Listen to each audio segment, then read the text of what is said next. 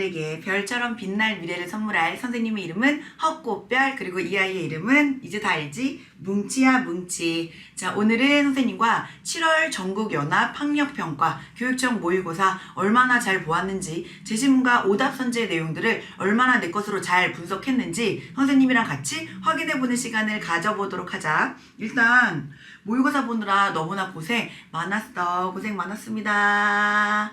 뭉치도 수고 많았다고. 형 누나들 고생 많았어요. 우리 7월 교육청 모의고사는 일단 결론만 먼저 얘기하면 너무나도 평가원의 제시문과 평가원에서 출제됐었던 과거의 선지들을 잘 반영해줬어 얘들아. 그래서 정말 꼼꼼하게 분석을 잘 해줬으면 좋겠어 얘들아. 우선 난이도는 변화표준 점수 만점 받으면 몇 점이었지 뭉치?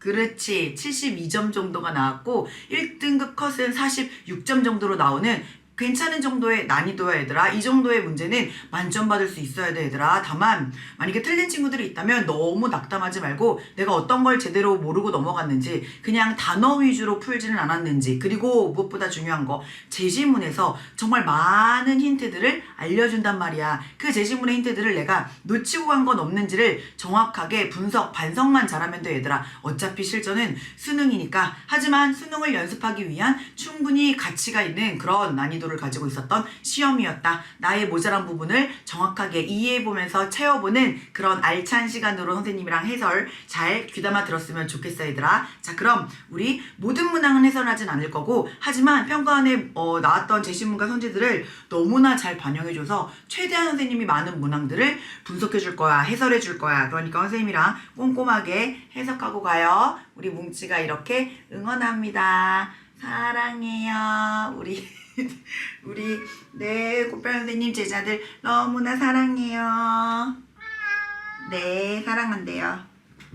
좋습니다. 자 얘들아 가보자. 우리 모의고사 문제집 펼쳐놨지? 선생님이랑 2번부터 가보도록 할래 얘들아. 2번이야. 1번은 틀리면 진짜 혼난다 얘들아. 1번 문제는 실수로 틀리면 절대로 안 돼. 얘들아 2번부터 가보자.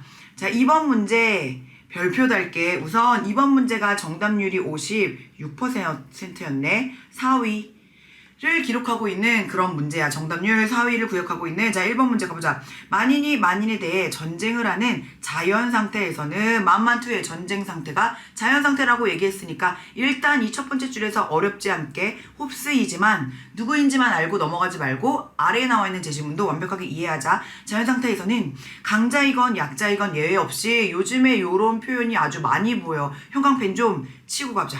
자, 형광펜 좀 치고 가자. 자, 이처럼 만인이 만물에 대하여 권리를 갖는 상황이 지속된대. 다시 한번, 즉 강자건 약자건 예외 없이 만인이 만물에 대한 권리를 가진단 말이야. 이게 무슨 상태에서? 자연 상태에서 라고 말하고 있는 거야. 그래서 심지어 우리 홉스가 이야기하는 자연 상태에서는 타인의 신체에 대한 권한도 나한테 있어. 근데 물론 이제 그 타인도 나의 신체에 대한 권한도 가지고 있지. 그러니까 만인에 대한 전쟁 상태에 빠져 있는 거야. 내가 식량을 이만큼 쌓아놓고 있으면 그걸 다른 사람이 가지고 와서 가져가도 돼. 다른 사람이 와서 가지고 가도 나는 그걸 나쁜 놈, 부도덕한 사람, 비도덕한 사람이라는 표현을 자체를 쓸 수가 없는, 정의, 부정의, 도덕, 부도덕, 합법, 불법의 개념 자체가 없는 상태가 자연 상태라고 이야기했지. 자, 그래서 요즘에 많이 나오는 표현 잊지 마. 만인이 모든 것에 대한, 만물에 대한 권한을 갖고 있어. 하지만 이때 이야기하는 이 권한이 소유권, 재산권은 절대로 아닌 거 짚고 넘어가자. 사유재산권, 사적으로 소유할 수 있는 권한, 이런 걸 얘기하는 건 아니야. 왜냐하면 홉스 입장에선 재산권, 소유권이라고 하는 개념은 사회 형성 이후에, 사회가 계약된 이후에 발생하는 개념이니까. 그래서 누구도 안전하지 않다라고 얘기하는 홉스 제시문이었고, 을은 사람들이 사회에 들어가는 목적은 그들의 재산을 평온하고 안전하게 향유하는 거야. 재산이 가장 중요한 민주주의의 아버지 누구라고요? 로크겠네. 자, 그래서 사회에서 확립된 법은 그러한 목적을 달성하기 위한 주요한 수단이 된다. 원래 자연 상태에서 자연법, 준수해야 할 자연법이 있었지만 공통된 법률이 없었기 때문에 공평한 재판관의 역할이 필요해져서 마동석과 같은 사람들이 나타났을 때 공평한 재판관의 역할을 하기 위해서 국가를 만들기로 합의한 로크의 제시문이었다. 모든 국가의 기본이 되는 최초의 실정법은 입법권을 확립하는 것이야 라고 얘기하면서 권력 분할, 이권 분립까지 이야기하는 간접민주주의 로크의 제시문이었네. 자, 그러면 1번 가장 적절한 거 골라보자. 국가의 권한은 주권자와 개인 사이에 계약으로 발생한다. 얘들아, 이것도 선생님의 필기에 그대로 개념의 별 필기에 고스란히 나와 있는 내용이잖아. 국가의 권한이라고 하는 건 주권자, 홉스의 입장에서 주권자는 리바이어던, 그리고 개인들이 시민들이지요. 얘들아, 주권자와 개인은 개인 사이에 계약을 맺은 적이 없어. 얘들아, 주권자는 다시 한번 얘기할게. 너무나 중요한 표현이야. 홉스의 입장에서 주권자는 사회 계약의 결과물이라고 했지. 사회 계약의 산물이라고 했어. 절대로 사회 계약의 주체가 아니란 말이야. 사회 계약은 누구끼리 맺은 거야? 우리 시민들, 인민들끼리 맺은 거란 말이야. 그러므로 주권자와 개인 사이에 맺은 계약, 이런 표현을 쓸 수가 없다. 잊지 말아라. 주권자는 사회 계약의 결과물이었다. 그렇게 해서 제끼는 거고. 자, 그 다음 2번. 이것도 선생님의 필기에 고스란히 나와있지. 얘들아, 평가원에선 딱 여기까지만 물어볼 수 있어 라고 얘기했어. 홉스에겐 역성혁명, 역성혁명 혹은 정권을 교체하고 이런 표현 자체를 쓸 수가 없다라고 얘기했어. 시민이 주권자의 명령에 복종하지 않아도 되는 경우가 있다. 다시 한번 여기까지만 홉스는 얘기할 수 있다고. 자, 저항권이라고 얘기하는 맹자의 역성혁명과도 같은 개념은 로크가 강조하는 내용이고, 홉스는 딱 어느 정도까지만 얘기하냐면, 이것도 선생님의 개념의 별 필기에 고스란히 놓아 있으니까 이거 틀린 친구들은 반성해야 돼. 선생님이 말했었던 그대로의 내용이잖아. 홉스의 입장에선 만약 예외적으로 생명보장의 권한만큼은 양도하지 않을 거라고 했어. 생명보장의 권한만큼은 양도하지 않지만 그것을 리바이어던이 보장을 해주는 것이 아니라 침해했을 경우에는 군주의 권한이 상실 가능하다. 그러면 우리는 복종의 의무도 없다. 여기까지만 나온다고 했잖아. 홉스의 입장에선 너무나도 예외적으로 자기 보존의 권한, 생명보존의 권한이지, 자기 보존의 권한만큼은 예외적으로 리바이어던에게 양도하지 않는다고 했어. 홉스의 입장에서 다시 한번, 자기 보존의 권한만큼은 리바이어던에게 양도하지 않는단 말이야. 자, 그런데 밑에 내용 지울게. 자, 그런데 만약 리바이어던이, 자, 만약 이런 자기 보존의 권한을 보장을 제대로 양도 안 했다고 해서 보장을 못 받는 건 아니야. 양도의 여부와 상관없이 우리가 자연 상태에서 가지고 있었던 모든 권한들을 당연히 보장해주기 위해서 국가를 세웠는데, 특히 자기 보존의 권한, 이런 것들을 제대로 보장하지 않는다면 그때는 군주의 권한이 상실되는 거고, 군주의 권한이 상실됐으면 우리는 군주의 복종할 의무도 없어지는 거야. 딱 여기까지만 얘기하는 게 홉스고, 이걸 조금 더 확장시켜서 역성혁명, 정권 교체, 신탁 철회, 여기까지 얘기할 수 있는 게 로크로 풀라고 했어. 그러니까 이거 너무나 선생님의 필기 그대로 정답은 2번 골랐어야 돼. 3번, 국가의 통치자에게는 로크거든 신탁된 것 이상의 권력이 부여되는 게 아니야. 우리가 믿고 맡긴 정도의 권력을 가지고 있고, 그걸 제대로 역할을 안 했을 때 이 신탁을 그래서 철회해버리는 거야. 그걸 바로 저항권이라고 하지. 이상의 권력 틀렸고. 4번, 입법권은 시민의 재산을 자의적으로 취할 수 있는 권력이 아니야. 입법권이라고 하는 거 물론 입법부, 의회라고 하는 입법부에게 대신 역할을 대행하도록 하기는 하지만, 그 입법권의 역할은 우리가 가지고 있는 시민의 재산을 보다 더 잘 보장하기 위한 법을 제정해주는 역할을 하는 거지. 자의적으로 말이라는 표현을 써버리면 일정한 기준이나 근거 없이 멋대로 자기 마음대로 해버리겠다라는 거거든. 아니야. 만약에 이렇게 자기 멋대로 법을 만들잖아? 그러면 그때 입법부를 어떻게 하는 거야? 폐지하는 거란 말이야. 그게 바로 저항권이라고요. 그러므로 자의적으로 취할 수 있는 권력이 아니라 우리의 재산을 제대로 보장해 줄 수 있는 법을 만드는 권한인 거야. 자, 그래서 틀렸고요. 갑과 을은 둘 다 자연 상태에서는 인간은 어떠한 제한도 없는 자유를 누린다. 자, 얘들아, 이것도 자연 상태에서를 얘기하는 거잖아. 자, 그래서 인간은 어떠한 제한도 없는 자유를 누린다. 우리 제시문에 홉스에서는 자연 상태에서 만인이 만물에 대하여 모든 권한을 가지고 있거든. 만물에 대한 권리, 모든 만물에 대한 권리를 가지고 있어서 홉스의 입장에서는 이거를 딱히 틀렸다고 보지는 않아. 하지만 로크의 입장에서는 로크는 자연 상태에서 준수해야 할 자연법이라는 표현을 쓰거든. 하지만 홉스는 자연법이 있기는 있지만 준수해야 할 자연법이라는 표현은 안 쓴다고 얘기했었지. 선생님이 심화로 얘기해줬었지. 자, 그래서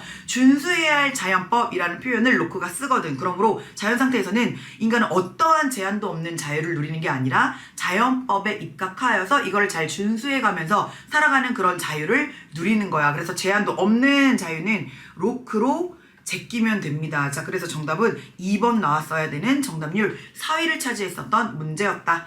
자, 그러면 3번 문제도 가보자. 3번 문제는 정답률 62%인 이 문제도 너무나 좋은 문제야. 실은 너무나 평가원을 잘 반영하고 있는 그런 문제였거든. 자, 그래서 가보자. 시민불복종 이론은 입헌민주주의에 대한 순수히 법적인 관점을 보충하고 있습니다. 현실 사회에서의 아무리 입헌민주주의 체제를 갖추고 있다라고 하더라도 롤스 입장에서는 헌법을 제정할 완벽한 절차 없어.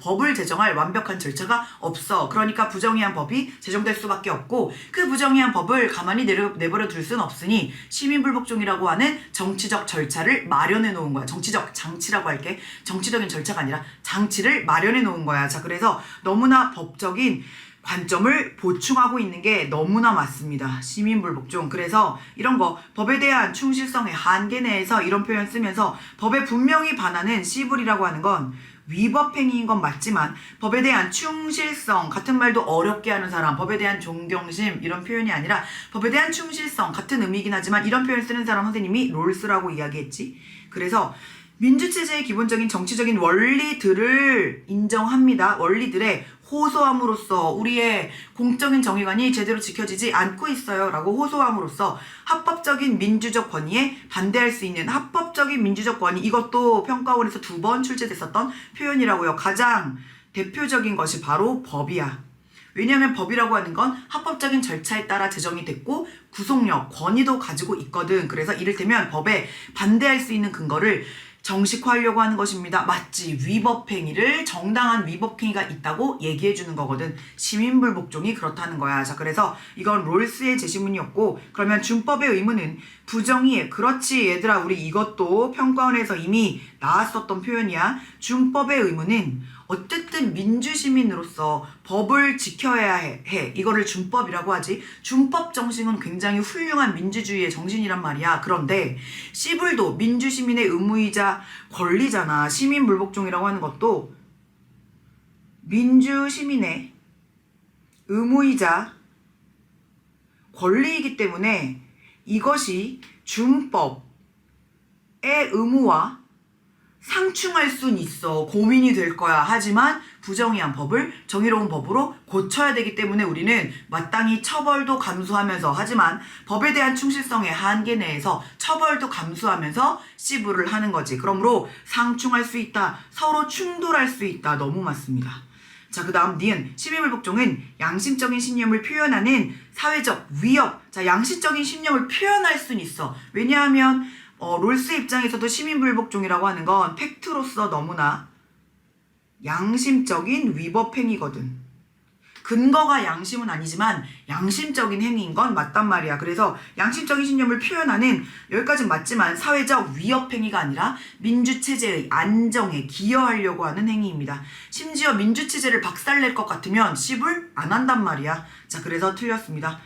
디귿 체제의 효율성을 위해 이것도 평가원에서 그대로 나왔었던 내용이잖아. 자, 체제의 효율성을 위해서 시민불복종의 가담 범위가 제한될 수 있다. 이것도 너무나 우리 현강 버전 들어가 봐. 우리 시민불복종 현강 버전으로 선생님이 설명할 때 심화선지로 써줬던 내용이야. 아니 수업 시간에 그냥 개념의 그 내용으로 필기 안에 써줬었던 내용이라고요. 그러므로 범위가 제한될 수 있다. 너무 맞지? 어떻게 제한을 하냐면 모든 부정의한 법이 아니야.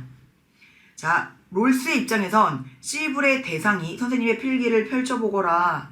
시불의 대상을 모든 부정의한 법으로 해놓지 않고 일부 부정의한 법으로 제한을 한단 말이야. 그 이유가 이렇게 모든이 아니라 일부로 제한해 놓은 이유가 바로 뭐라고? 첫 번째, 민주체제의 안정에 기여하기 위해서.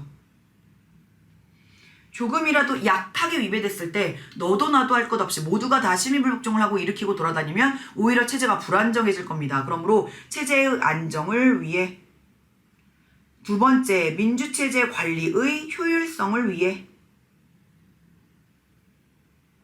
그래서 얘들아 요 내용과 관련된 표현이야. 범위가 모든 부정의한 법이 아니라 일부 부정의한 법으로 제한하는 거 너무 맞고 리을. 다수가 믿는 종교적인 교설에 의해 시민불복종이 정당화될 수 있다. 얘들아 다수가 믿는 함정 빠지지 마. 종교적 교설에 의해 시불이 정당화되는 게 아니야. 시불이 정당화되는 근거는 오로지 6글자. 공적인 정의관, 공공의 정의관, 공유된 정의관, 공통된 정의관 혹은 5글자로 바꾸면 정의의 원칙. 이거 말고는 다 안 되는 겁니다. 그래서 종교적인 신념, 종교적인 말씀이 어떤 종교일 줄 알고 설령 얘들아 너무나 중요한 우리 평가원 함정 표현이 있다. 과거 기출에서 나왔었던 내용이고 평가원에서 아무리 얘들아 우리 일반적으로 종교와 윤리는 굉장히 유사점이 많아. 굉장히 공통점이 많단 말이야. 하지만 그럼에도 불구하고 속지마. 정상적인 종교라면 개개인의 자유와 평등을 너무나 인정하고 인간의 생명이 소중한 거 너무나 강조할 거야. 이렇듯 종교는 윤리와 공통점이 많아. 마찬가지로 종교가 공적인 정의관 롤스가 이야기하는 정의의 원칙과 굉장히 상당히 공통점이 많다고 하더라도 그 종교적인 신념 자체가 근거가 될 수는 없어. 왜? 그냥 일부 유사점만 있는 거지 종교적인 신념 자체가 정의의 공적인 정의관은 아니니까. 롤스에게 있어서 공적인 정의관은 1원칙, 2원칙 우리 시민불복종에서는 그걸 얘기하는 거라서 종교적 교설 자체가 근거가 될 수 없다고요. 종교적인 신념 자체가 근거가 될 수 없어. 아 미안해요. 선생님 너무 고양이를 너무 얼굴로 이렇게 안아가지고요. 자꾸 얼굴에 선생님 고양이 털이 많구나. 그래서 자꾸 만지고 있어. 미안 자 얘들아. 자 그래서 다시 한번 종교적 교설 자체가 근거가 될 수는 없다. 정답은 그래서 기억 디귿 체크한 1번을 정답으로 골랐으면 너무 잘했고 3번 4번 문제는 얘들아 독해 문제야. 실수하면 안 돼. 토론의 5번 문제 특히 핵심 쟁점 찾는 건 OX를 고르거나 X5가 되는 선지를 골라야 돼. 그리고 토론의 핵심 쟁점에서는 꿀팁 알려줄게. 대부분 정답은 여기서 나와. 여기에서 달라지는 키워드를 찾아야 돼. 달라지는 키워드. 네 동의합니다 막 이런 식으로 얘기하다가 가불이 달라지는 포인트가 나올 거거든. 그 키워드 위주로 쟁점이 되는 문장을 정답으로 골라야 돼. 여기서 거의 90%는 여기 이 두 번째 갑에서 정답이 나오거나 조금 더 빡세게 출제될 때는 을까지 확인해야지만 정답이 나오는 경우가 있어. 그래서 갑과 을이 달라지는 포인트를 꼭 찾아라. 그 시점이 되는 그 논쟁이 되는 그 내용이 바로 관련된 정답 선지가 있을 것이다. 그걸 찾아야 돼. 도끼로 풀 수 있어. 넘어갈래. 자 그러면 우리 6번 문제는 엘리아드 문제인데 정답률은 낮았지만 너무나 평가원에서 좋아하는 표현들이 그득그득 적혀 있으니까 선생님이랑 빠르게 한번 확인해보고 가자. 자 엘리아드의 사랑의 기술입니다. 사랑의 기술, 보호, 책임, 존경, 이해 이렇게 얘기하고 소유냐 존재냐 존재지향적인 사랑을 해야 된다라고 얘기하는 사람이야. 그래서 에릭 프롬이 좋아하는 이 사람은 프롬입니다. 프롬이 너무나 좋아하는 걸 빨강색으로 밑줄 치자. 프롬이 좋아하는 거 빨강색으로 밑줄 치고요. 프롬이 비판하는 걸 마이너스로 체크해보자. 파랑 색깔로 체크해볼게. 자 그러면 사랑은 자유의 소산이지 결코 지배의 소산이 아닙니다. 사랑이 지배의 관계로 타락하지 않기 위해서는 존경이 필요합니다. 에릭 프롬이 이야기한 사랑의 기술 중에 하나야. 존경이라고 하는 건 상대방에 대한 절대로 두려움이나 외경이 아닙니다. 왜냐하면 이 외라는 글자에도 두려울 외자라는 게 포함이 되어 있어. 얘들아 사랑의 기술 얘기하는 거야. 사랑하는 상대 애인에 대한 입장인 거야. 그 애인을 두려워하면 안 되지. 잘못된 사랑의 모습이지 두려움이 아닙니다. 외경도 아닙니다. 만일 여러분이 누군가를 사랑한다면 자 올바른 존중의 모습은 그 사랑하는 상대를 있는 그대로 받아들여 그와 일체가 되어야 합니다. 이 제시문에서 가장 중요한 표현은 바로 이거야 얘들아. 요거입니다. 자 그래서 있는 그대로 받아들여서 그와 일체가 되어야 한다고 얘기하고 있어. 이 맥락이 뭐냐면 있는 그대로 그가 가지고 있는 개성을 있는 그대로 존중하는 거야. 상대를 내 손바닥 안에 두고 쥐락펴락 하려고 하는 것이 아니라 상대방을 있는 모습 그 자체로 존경하는 거야. 그걸 상대방이 가지고 있는 서로 다름을 인정하는 거지. 개성을 존중하면서 동시에 이게 바로 상대와 나와의 합의를 추구하는 거지. 다시 한번, 상대와 합의를 추구한다고 해서 내가 가지고 있는 나만의 개성이 사라지는 게 아니야. 서로의 다름을 인정하면서 하나를 추구하는 거야. 그래서 더불어 사랑은 받은 만큼만 주거나, 이것도 마이너스야. 내가 받은 만큼 줘야지. 이거나 무조건적인 일방적인 자기 희생, 이것도 잘못된다고 했어. 무조건적인 자기 희생을 감수하는 것이 아닙니다. 자신 속에 살아있는 것을 주는 거란 말이야. 살아있는 것을 주면서, 형광펜으로 치자.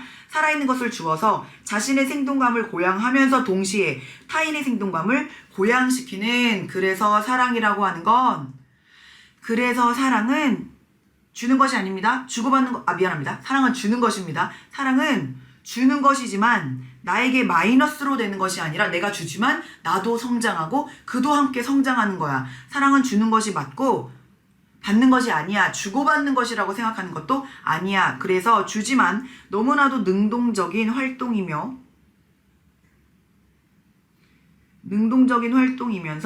생산적인 거야. 이렇게 얘기하는 게 에리 프롬의 사랑의 기술이었다. 그래서 너무나 중요한 사랑은 두려움이나 외경에 근거하는 것이 아니야. 두려움, 외경 잘못했습니다. 존경이라고 하는 건 있는 그 자체로 존중해 주는 거야. 사랑은 상대를 위해 자신의 모든 것을 희생하는 거 아니라고요. 일방적 자기 희생 마이너스. 사랑은 자신의 관점에서, 이것도 얘들아 제시문에서 우리 평가원에서 겁나 많이 나오는 표현들이야. 이거 지금 다 1번 선지도 그렇고요. 2번도 그렇고요. 3번도 그렇고요. 4번도 그렇고요. 다 형광펜 치고 가자. 이건 죄다. 평가원에서 그동안 계속 에리 프롬으로 강조했었던 반복된 기출 선지란 말이야. 사랑은 자신의 관점에서 아니야. 자신의 관점이 아니라 상대방의 관점에서 상대방을 깊이 이해하는 거야. 상대를 이해해. 상대방의 관점에서 상대를 깊이 이해하는 거. 우린 이걸 지식이라고 하거든. 이걸 이해의 기술이라고 해. 그래서 자신의 관점에서 상대를 위한 아니라고요. 상대방의 관점에서 그가 뭘 좋아하고 뭘 싫어하는지를 정확하게 이해할 수 있는 그런 태도고요. 사랑은 자유를 토대로 있는 그대로 상대방을 여기까지 맞는데 소유하는 게 아닙니다. 이 사람의 유명한 책 제목, 소유냐 존재냐, 이게 책 제목이고 제목이 스포야. 소유가 플러스고요. 미안해요. 소유가 마이너스지. 소유가 마이너스, 소유하려고 하는 사랑이 마이너스고, 존재, 있는 그 자체로 사랑하려고 하는 모습이 바로 플러스가 됩니다. 존재 지향적으로 있는 그 자체로 존중하는 거. 그래서 소유하는 거 틀렸고요. 사랑은 각자의 독립성을 유지하며, 그렇지. 이게 바로 개성을 유지하면서 상대방과 하나가 되는 거. 그게 바로 요 제시문에 나와 있는 내용입니다. 정답은 그래서 5번 골랐어야 돼. 넘어갈게 얘들아. 자, 그럼 우리 7번 문제도 중요해. 갑을 사상가들의 입장으로 적절하지 않은 거 많은 아이들이 맞히긴 하였지만 중요한 표현들이 들어가 있어서 선생님이랑 빠르게 한번 훑어보자. 인이라고 하는 건 사람의 마음이고 인은 사랑입니다. 사랑에 살아야 돼. 그 다음 의로운 길을 걸어가야 돼. 얘들아, 이 문장만 나와도 너무나 로맨틱한 맹자의 제시문이야 라고 선생님이 되게 강조했었지. 선생님 맹자가 이상형이야 라고 막 얘기하면서. 그래서 그 길을 놓아둔 채 따르지 않으면 그 놓아버린 마음을 찾아야 돼. 구방심해라. 이런 표현도 맥락도 들어가 있고, 군자가 남들과 다른 까닭은 마음을 간직하고 있었기 때문에 그래. 존심 양성 했기 때문에 그래. 그래서 갑은 맹자 제시문이고요. 을 성인이 다스리게 되면 사람들의 마음이 비워지고 자꾸만 비워라. 근데 오히려 비우는데 든든해질 거야. 뜻은 약하게 되고 하지만 약하지만 오히려 더 튼튼해질 거야. 이렇게 상호 모순되는 서술어를 많이 쓰는 게 도가의 제시문의 특징이라고 얘기했어. 그래서 이것도 말 나온 김에 강조할게. 제발 좀 인간적인 감각이나 인간적인 관점, 감정을 비워 라고 얘기하는 게 도가의 맥락이고, 제발 좀 배워. 인간적인 지식을 좀 쌓어. 배워. 라고 얘기하는 게 유학의 입장이란 말이야. 그래서 이런 비교되는 표현 맥락이 가능하다는 거. 자꾸 배워 하기 쉽지. 때때로 배우고 익히니 즐겁지 아니한가 라고 얘기한 공자의 유명한 말이 있는 것처럼 자꾸만 배워라고 얘기하면 유학의 지시문이고, 이것도 평가원에서 이미 이 맥락으로 나왔다. 제발 좀 비워. 인간적인 관점, 사물의 관점 비워야지 도의 관점이 들어올 거 아니야. 비워라고 얘기하는 게 도가야. 마음을 비워야 돼. 자, 그래서 좌망심제 이런 말도 하지요. 그래서 요 제시문은 무위, 억지로 함이 없어야 돼 라고 얘기하는 무위, 자연의 맥락도 들어가 있어. 그래서 그냥 도가로 풀어도 돼. 자, 그러면 가보자. 사육을 극복하여 하늘이 부여한, 옳지 않은 거 골라야 돼. 도덕적 본성을 보존해야 됩니다. 하늘이 도덕적 본성을 부여했대. 이렇게 표현하는 거 극기 복리의 맥락까지 있고 너무나 유학의 표현인 거 너무 맞지. 1번은 맞고 2번 정치는 이로움보다는 의로움이 훨씬 더 중요합니다. 왜냐하면 유학에서는 의주, 리종이니까 맞고. 3번 인위에서 벗어난 소박한 삶을 살기 위해 여기까지 맞는데 예법은 도가의 입장에선 혼란의 우두머리잖아. 혼란의 으뜸이잖아. 혼란의 원인입니다.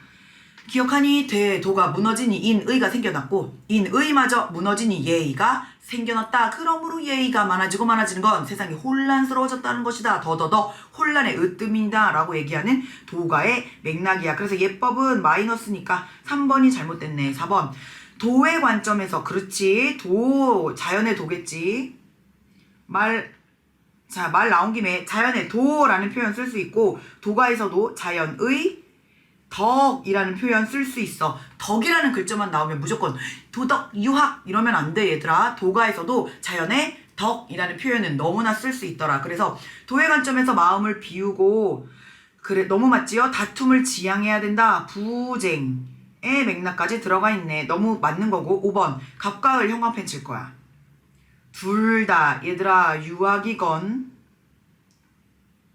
도가건 둘 다 도, 덕이라는 표현 써도 된다 안 된다? 겁나 된다고. 다만 얘들아 유학에서, 자 유학 먼저 갈게.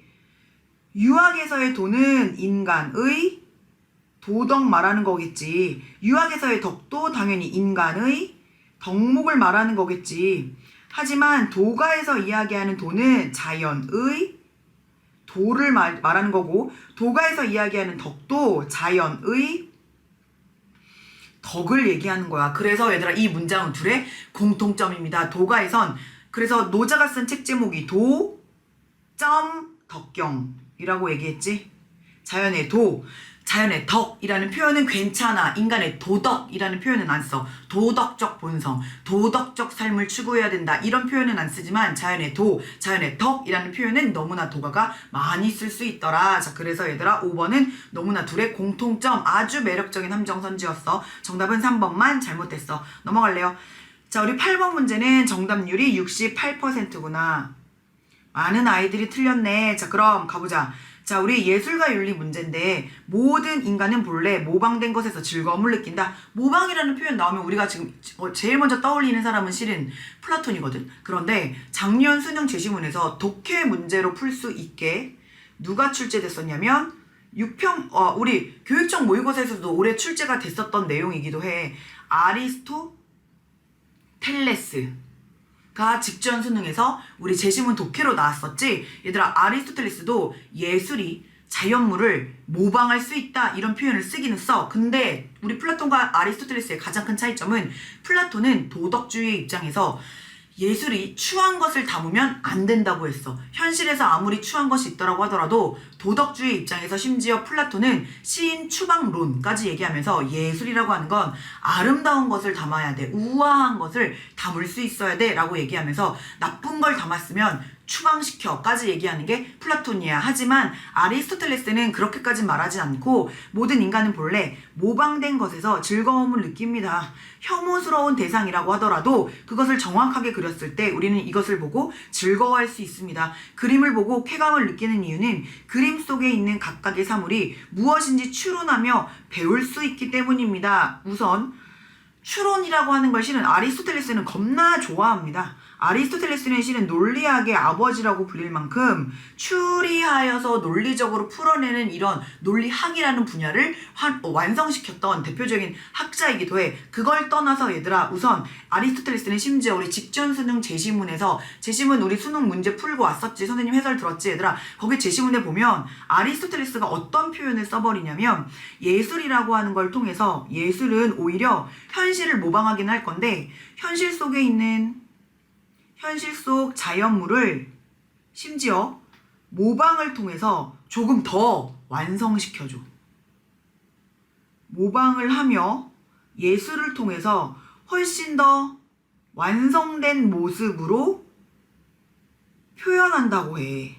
자연물에서 완전하지 못했었던 것들도 예술을 통해서 더 완성스러움을 완벽하게 종지부를 빵 찍을 수 있는 게 예술이라고 얘기해. 자, 그래서 다시 한번, 플라톤은 추한 것은 담지 말라고 하지만 아리스토텔레스는 있는 그대로를 담아서 조금 더 아름답게 완성시킬 수 있다라고 얘기하거든. 자, 그래서 이게 가장 큰 차이점이야. 그래서 이 제시문은 실은 아리스토텔레스의 제시문이고, 어떤 대상을 지성이 아니라 감성에 의해서 아무런 이해 타산 없이 경험할 때, 나의 이익과 손해를 상관하지 않고 이런 것들을 경험할 때 그 대상은 예술적으로 경험된다 라고 얘기하면서, 미는 선의 상징이다. 미선상, 선생님 이렇게 기억하라고 했잖아 얘들아. 칸트지요?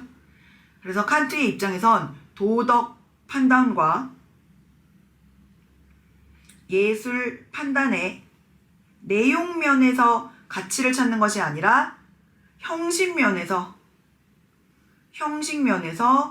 가치를 찾으면서 유사하다. 어떤 형식이 유사해? 첫 번째, 도덕 판단이건 예술 판단이건 일체의 이해 관심, 나의 사적인 이기적인 욕구를 배제한 채 판단을 내린다. 두 번째, 일단 예술 판단이라고 하는 것도 출발은 주관적 판단이긴 하지만, 여기 아름다움에 관한 판단은 주관적인 판단이기는 하지만 이해관계를 초월해서 보편화 너무나 가능하다.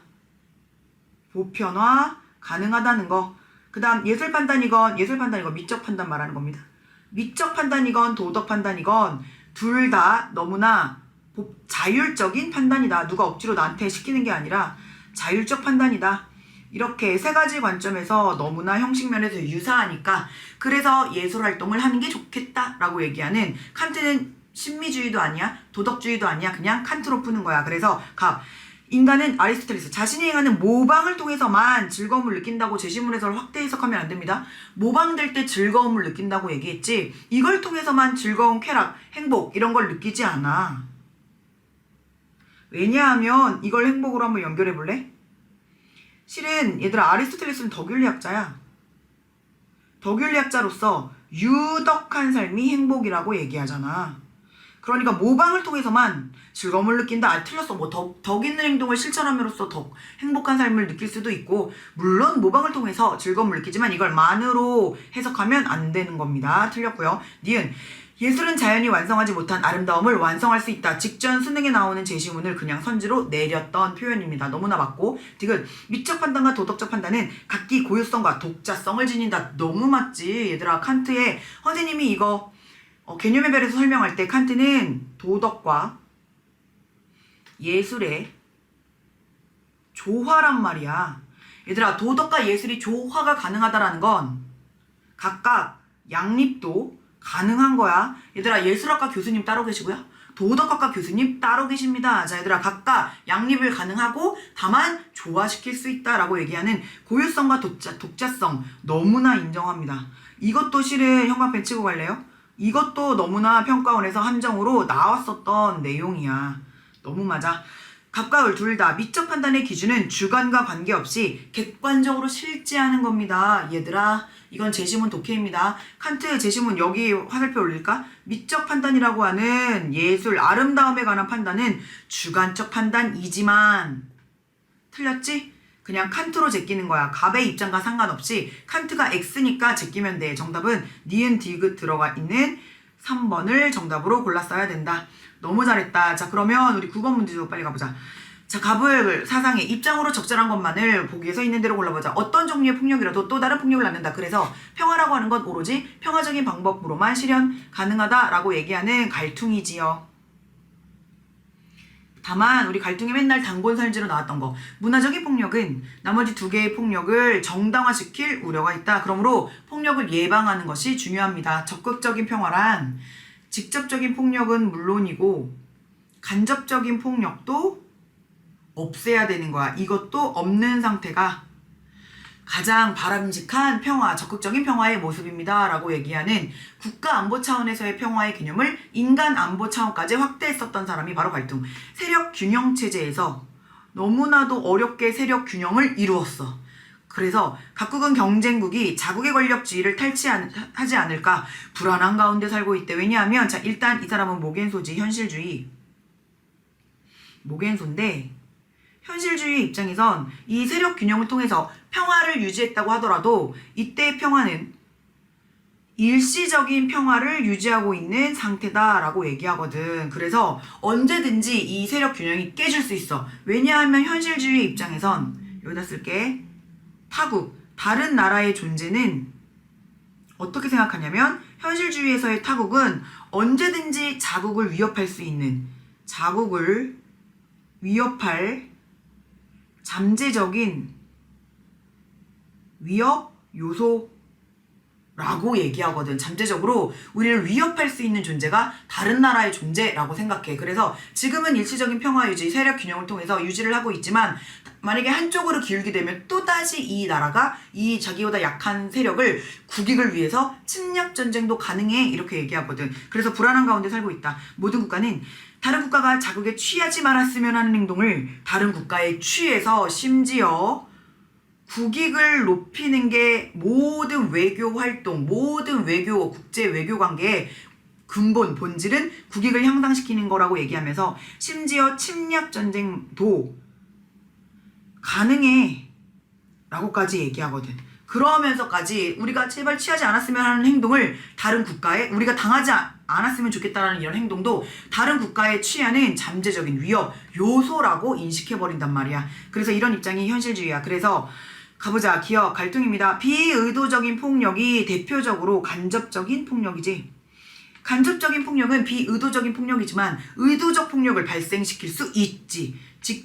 대표적으로 직접적인 폭력을 발생시킬 수 있어. 너무나 있습니다. 폭력으로 발생시킬 수 있는 거. 그래서 간접적 폭력이 대표적인 문화적 폭력이 나머지 두 개를 정당화시킬 우려가 있다라고도 얘기하잖아. 자, 그래서 기억 틀렸고요. 니은 국가 간의 세력 균형이 없는 곳이야.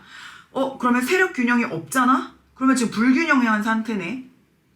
불균형한 상태에서는 언제든지 침략 전쟁이 가능하단 말이야.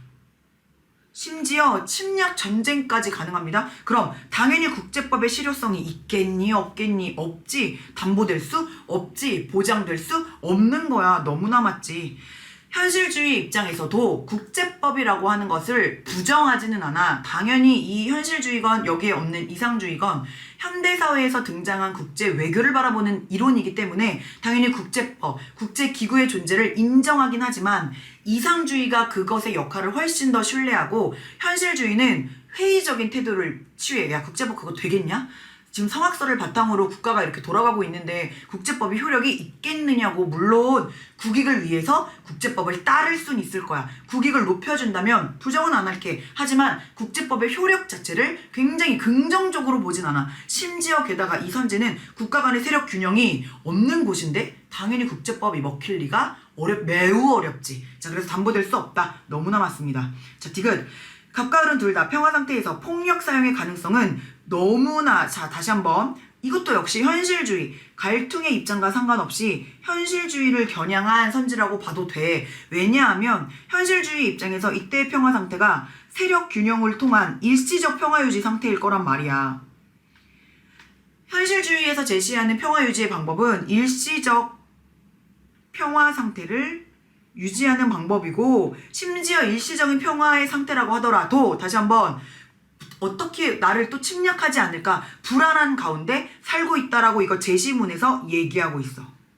제시문에서 이해하고 있으니까 너무나 폭력 사용의 가능성이 존재할 수 있어. 그래서 불안해. 그래서 내가 다른 나라가 취하지 않았으면 좋겠는 게, 다시 한번 제시문에 나와 있는 것처럼 모든 국가는 다른 국가가 자국에 취하지 말았으면 하는 행동을 서스럼 없이 할 수 있단 말이야. 너무나 폭력의 사용의 가능성 존재할 수, 자, 을의 입장에서 있습니다.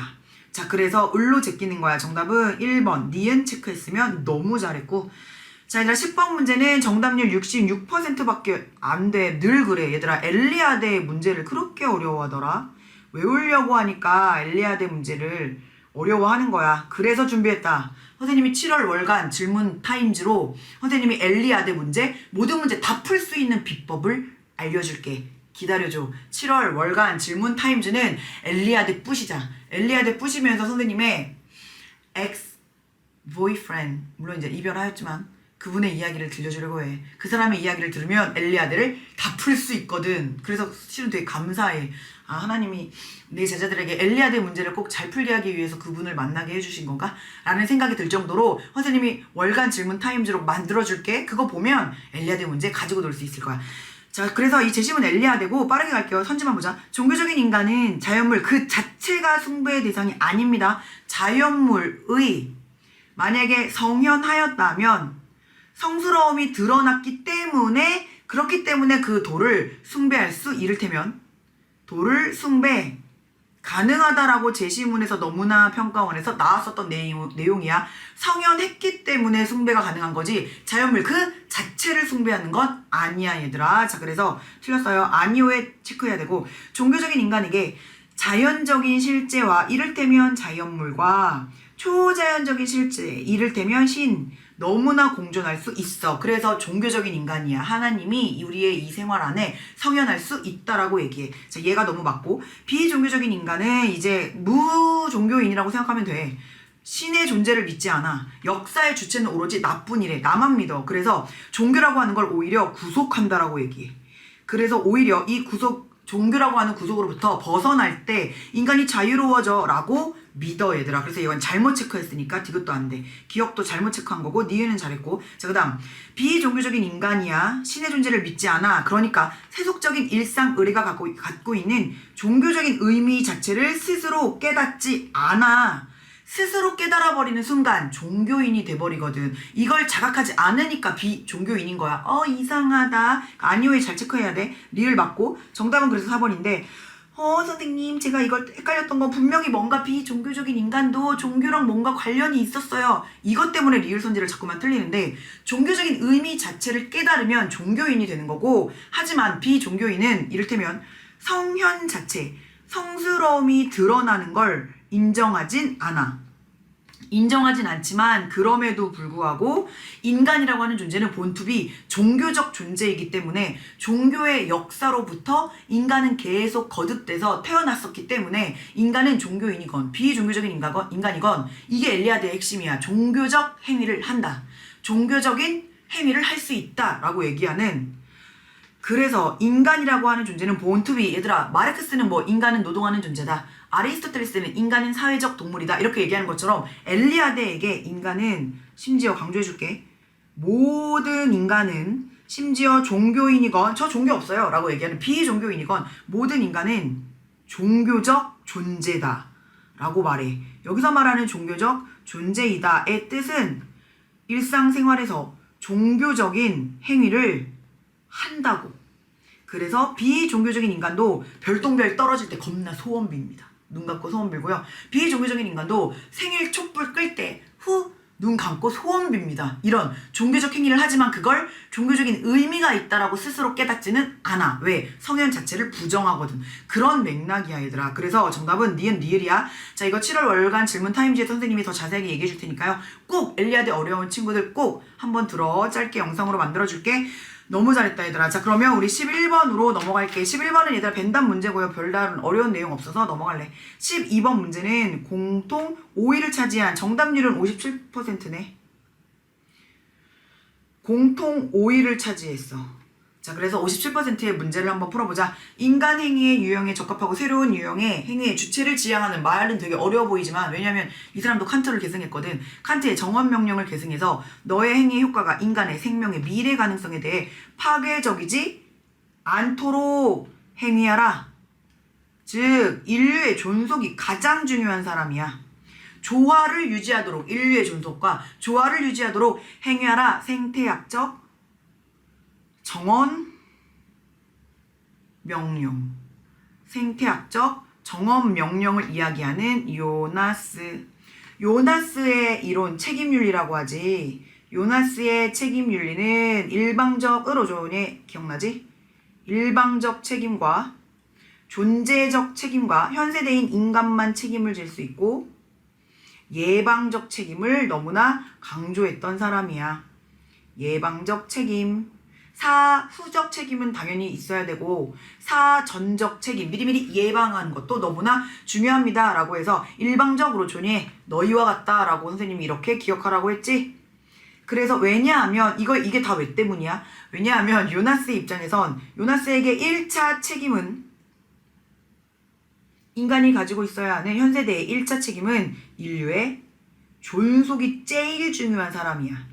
그러니까 인류가 계속 살아남게 하려면 생태계 함부로 파괴하고 살아가면 돼요? 안 돼요? 안 돼요. 자연이 가지고 있는 자정 능력의 한계 내에서 과학이 발달하는 건 인정하겠지만 그걸 벗어나는 건 조심해야 돼. 그러다 인류가 멸망할지도 몰라라고 하는 충분히 근거가 있는 공포를 발견하자고 하잖아. 인간은 선보다 악을 훨씬 더 잘 인식하니까 이런 공포를 발견함으로써 우리가 앞으로 해야 할 여러 가지 윤리적인 모습을 얘기하는 사람이 바로 요나스입니다. 1차 책임은 인류의 존속, 심지어 2차 책임은 이제 인류가 존속했으니까 인류가 보다 더 나은 삶의 질을 유지하며 살아갈 수 있도록 하는 거. 결국에는 또 인류의 존속이 제일 중요한 사람이야. 그래서 결국 새로운 명법은 자신의 행위의 효과가 미래에서 인간적인 활동성이 지속되는 것에 일치를 추구할 거야. 인류의 존속 역시 말하는 겁니다. 그래서 요나스고요.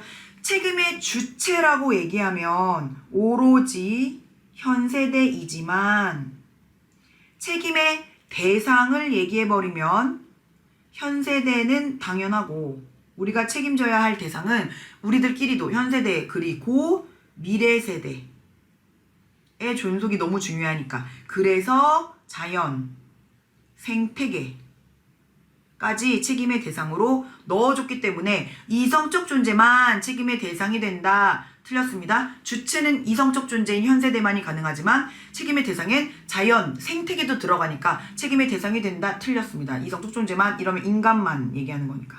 틀렸고요. 니은 공포의 발견술은 선을 탐구할 수 있도록 돕는 방법이 된다. 분명히 악을 인식하라고 했는데 선 틀려. 이러면 안 된다고. 이게 바로 단어로 푸는 실수입니다. 선생님이 늘 선생님의 제자는 이제 너무 귀가 박히도록 들었지 얘들아. 단어 위주로 풀면 안 돼. 맥락을 꼭 가지고 풀어야 돼. 자, 그래서 당연히 공포라고 하는 거, 악을 발견해서 충분히 근거가 있는 공포를 발견해서 우리가 앞으로 지향해야 할 여러 가지 윤리적인 모습을 탐구할 수 있는 거야. 그게 선이지 뭐. 그래서 너무나 맞는 겁니다. 맥락 맞는 거고. 디귿 인류의 존속을 가능하게 하는 여러 가지 제반 조건을 튼튼히 인류의 존속의 기초를 다질 수 있는 여러 가지 제반들을 위협하면 안 되지. 왜요? 인류의 존속이 제일 중요하니까. 리을 기술 발전에 따른 인간의 권력이, 이것도 선생님이랑 심화선지로 했잖아. 권력이 커지면 커질수록 책임의 범위도 왕관의 무게를 견뎌야 되는 거야. 왕관을 쓰고 싶은 자, 왕관의 무게를 견뎌라. 이렇게까지 얘기하니까 당연히 권력의 크기와 책임의 범위는 비례하는 거. 권력이 커지면 커질수록 우리가 책임져야 할 범위도 커지는 거. 너무나 맞습니다. 니들이 그래서 맞는 걸로 풀어야 돼. 정답은 5번 나와야 되고. 13번 문제. 이것도 너무나 좋은 함정들이 들어가 있어. 정답률은 굉장히 높지만 선지 얘들아 꼼꼼하게 분석해야 된다. 이거 빠르게 갈게요 선생님. 이거 불교인 거 알지? 자, 이거 자연의 순리. 그러니까 도가지 빠르게 보고자. 삶과 달리 죽음은 인간이 겪을 수밖에 없는 고통이다. 아니, 불교에서는 삶, 죽음 모두 다 생사, 모두 다 고통, 생사라는 점에서 하나와 같아. 생사 이려입니다. 그러니까 달리가 절대 틀리고. 2번 자신이 쌓은 업과 무관하게 내세가 결정되는 게 아니야. 업에 따라 다음 세상의 삶의 모습이 결정되고. 이것도 선생님이랑 심화선지로 훈련했던 거잖아. 이 업을 끊어버리면 오히려 삶과 죽음을 끊어낼 수 있는 해탈도 가능하단 말이야. 틀렸고. 자, 그 다음 도를 해치지 않는 사람은 삶과 죽음에 집착하지 않는다. 너무 맞지요. 정답. 여기서 말하는 도는 도가니까 자연의 도를 해치지 않고 잘 따랐어. 즉 그러면 삶과 죽음에 집착하지 않지. 집착 나왔다고 무조건 불교로만 풀면 절대로 안 된다고 얘기했지. 정답은 3번이고 4번. 자연적인 본성을 극복함으로써 얘들아 극복이라고 하는 서술어 앞에는 극복하다라는 서술어 앞에는 마이더스가 나와야지만 우리 위기를 극복하는 거야. 하지만 자연적 본성이라고 하는 건 도가의 입장에선 도란 말이야. 도가에서 이야기하는 자연적인 본성은 도를 뜻해. 그럼 도가에서의 도는 너무나도 플러스지. 왜 도를 극복해? 도는 실현하는 겁니다. 플러스는 실현해 가는 거야. 이렇게 쓰면 안 돼. 잊지 마. 이거 서술어 함정인 거야. 맥락으로 풀면 안 돼. 틀렸고. 갑과 을은 둘 다 인간은 끊임없이 순환되는 삶과 죽음을 분별하라고 줄 절대로 얘기하지 않습니다. 분별은 둘 다 마이너스거든. 정답은 그래서 3번 빠르게 가자. 자, 그래서 넘어갈게요. 14번 문제도 해외 원조 문제인데 아이들이 많이 맞췄네. 자, 그래서 이거 롤 쓰고 제시문 롤 쓰고 자, 이거는 풀었지 얘들아? 결코 희생하지 않으면서 공리 복지를 증진시키는 거, 고통을 줄이고 쾌락을 높이고 싶어하는 공리주의의 논리에 따라서 해외 원조를 세계시민주의적인 차원에서 내 나라 나라의 나라 상관없이 공리를 높이는 게 너무나 중요한 싱어의 입장이었다. 하지만 체제 개선, 자유와 평등 실현, 롤스의 아버지의 직업 인권 변호사, 롤스 어머니의 직업 인권 운동가, 롤스는 어려서부터 인권을 보장받는 그런 사회를 너무나 꿈꿨던 거야. 자, 그래서 인권을 보장받으려면 올바른 체제를 바꿔줘야 됩니다. 그래서 체제 개선이 원조의 목적이라고 얘기하는 롤스로 풀어야 되는 게 갑. 자, 그러면 기억. 질서정연하지 않은 모든 사회가 원조의 대상인 것은 아닙니다. 너무나 맞지요. 왜냐하면 롤스의 입장에선 원조의 대상은 오로지 고통받는 사회를 원조의 대상으로 삼을 거거든. 그래서 질서정연하지 않으면서 동시에 즉 질서정연하지 않는다라는 건 체제의 결함이 있으면서 동시에 타국에 대한 공격성이 없어야 돼. 타국에 대한 팽창적인 성격, 침략성 이런 것들이 없어야지만 원조의 대상이 되고요. 질서정연하지 않지만 이를테면 타국에 대한 공격성을 너무나도 많이 가지고 있는 무법 국가는 질서정연하지 않은 사회의 예시이지만 원조의 대상으로 삼지 않습니다. 그러므로 너무나 맞지. 자, 니은 모든 인간이 인류의 복지에 자 이것도 실은 평가원에서 아니 교육청 선지에서 이미 나왔었던 표현이기는 하거든. 자, 모든 인간이 인류의 복지에 동일한 책임을 져야 된다. 얘들아 싱어의 유명한 문장이 있어. 싱어가 어떤 이야기를 하냐면 원조는 만인이 공정하게 부담해야 할 전 지구적 차원의 의무이다. 이게 유명한 싱어의 문장이라고 선생님의 개념의 별 마지막 문장으로 써줬었던 내용이지. 자, 그래서 얘들아 맥락 싸움인데 공정하게 부담해야 되는 건 맞아. 그런데 동일한 책임이라고 얘기하면 틀려. 우리 과거의 기출에서 어떤 게 나왔었냐면 균등한 책임도 틀려. 즉 공정한 책임이라고 얘기하면 맞거든. 지금은 선생님 이게 왜 만인이에요? 지금 굶어 죽어가고 있는 가난한 사람들은 원조를 할 수가 없는데 왜 여기 만인이 들어가요? 공정하게 부담해야 된다는 건 맞는 거야. 공정한 책임은 맞아. 왜냐하면 공정한 의무인 건 맞아. 지금은 비단 원조의 대상이지만 이제 원조를 받아서 사치품을 살 수 있을 정도로 기본적인 필요가 만족됐고 여유가 있으면 당연히 원조의 주체가 되거든. 지금은 아니지만 나중에 원조의 주체가 되면 또 역시 공정하게 부담을 해줘야 되는 우리 만인은 똑같은 공정한 부담에 전 지구적인 차원의 의무가 있는 건 너무나 맞지만 균등한 책임, 동일한 책임이라고 말해버리는 순간 너희 알지? 형들 맨날 예시 드는 거 마이클 조던이 예를 들어 2209억 원을 기부했다. 자, 근데 만약에 균등한 책임, 동일한 책임이라고 얘기해버리면 빨리 준비해. 너희도 빨리 2209억 원 빨리 준비하라 말이야. 이렇게 돼버린다고 얘들아. 자, 그래서 공정한 책임이라고 얘기해야 되는 건 맞지만 균등한 동일한 책임이라고 말하지 못합니다. 1%에서 5% 내에서 그 이상이 돼도 상관없고 최소한 1%에서 5% 여유가 있는 사람들이 원조의 주체가 되는 거라서 동일한 책임 틀렸습니다. 안 되는 거야. 자, 그다음 디귿 원조 주체에 큰 희생이 없더라도 오케이? 절대 빈곤국을 원조하지 않아도 되는 경우가 있다. 왜냐하면 싱어도 정치적인 상황을 고려하는 경우가 있거든. 그게 어떤 경우였지? 공리를 떨어뜨리게 만드는 정치적인 상황이라면 이 정치적인 상황을 고려해서 원조하지 않을 수도 있습니다. 내가 원조하면 뭐함? 어차피 공리를 떨어뜨리는 그런 상황에 있는 절대빈곤국이라면 원조의 목적 자체를 달성할 수가 없으니까 원조하지 않아도 되는 경우가 있다. 너무나 맞아. 자, 그 다음 리을 각과 을음 둘 다 원조 목적 달성을 위한 강제력의 사용은 정당하다. 이건 얘들아 너무나 롤스를 겨냥한 거잖아. 롤스가 우리 기출에서 어떤 거 훈련했지? 롤스는 온정적 간섭주의를 발휘하지 않습니다. 무슨 말이에요?